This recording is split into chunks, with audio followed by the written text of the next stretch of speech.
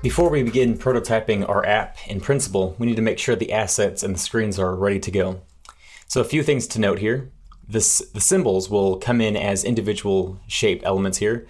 So if you don't want that feature, you just put an asterisk here at the end. And that goes for symbols as well as groups. So for example, this form group right here on the login, we don't need the individual text here or the background. We don't really need both these to be individual elements. So we can just go ahead and group all that together by putting the asterisk here at the end. That way it'll flatten it in Principle as one shape, one image essentially. And the same thing down here. We'll just have a tap event here. So I just put an asterisk at the end of the signup. That way we can just keep our file smaller and a lot more manageable. So you just want to go ahead and just do this all throughout here. You can see I have the same thing over here on these form groups as well.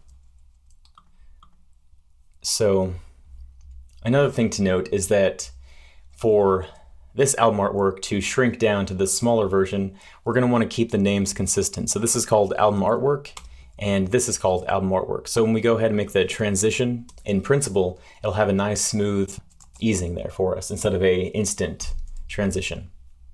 So those are just a few things to note here.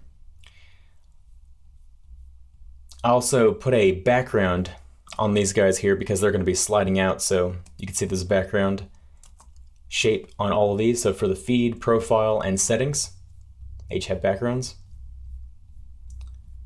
All right, now we can go ahead and get started prototyping this in Principle.